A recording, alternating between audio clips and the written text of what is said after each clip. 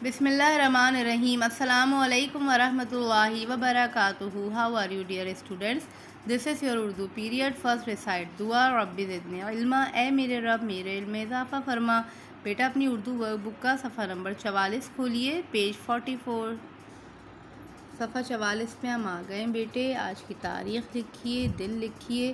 سوال کیا ہے ہمارا؟ خط کشیدہ واحد کے جمع بنائیں اور جملوں کو اس کے مطابق دوبارہ لکھیں.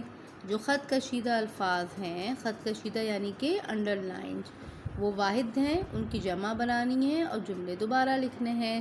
نمبر 1، حامد نے ساری بات بتائی. اب اس میں خط کشیدہ لفظ کیا ہے؟ بات. اس کی جمع کیا بن جائے گی؟ باتیں. جملہ کیا بن جائے گا؟ حامد نے ساری باتیں بتائیں. ایسے حامد نے ساری باتیں بتائیں. نمبر 2 ہے بیٹا، رضا نے گھر میں بلی پالی ہے. خط کشیدہ لفظ کیا ہے؟ بلی. جمع کیا ہو جائے گا؟ بلیاں. رضا نے گھر میں بلیاں پالی ہیں. رضا نے گھر میں بلیاں پالی ہیں. نمبر 3، فاطمہ کے پاس نئی کتاب ہے. خط کشیدہ لفظ کیا ہے؟ کتاب. جمع کیا بن جائے گا؟ کتابیں. فاطمہ کے پاس نئی کتابیں ہیں. اس کے بعد نمبر 4، خرگوش گاجر کھاتا ہے. خط کشیدہ لفظ ہے گاجر، جمع ہو جائے گی گاجریں. جملہ کیا بن جائے گا؟ خرگوش گاجریں کھاتا ہے. ایسے خرگوش گاجریں کھاتا ہے. نمبر 5، کوڑے پر مکھی بیٹھی تھی.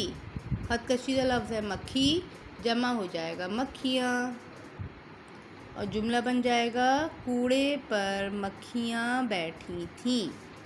نمبر 6، ہادی نے تصویر دکھائی.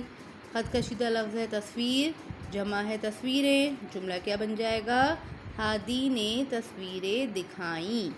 نمبر 7، باغ میں چڑیا تھی. جمع کے ساتھ جملہ کیا بنے گا؟ باغ میں چڑیاں تھیں. نمبر 8، نماز پڑھنا مسلمان پر فرض ہے. جمع کے بعد جملہ بنے گا نماز پڑھنا مسلمانوں پر فرض ہے. نمبر 9، مالی پودا لگا رہا ہے. کیا جملہ بنے گا؟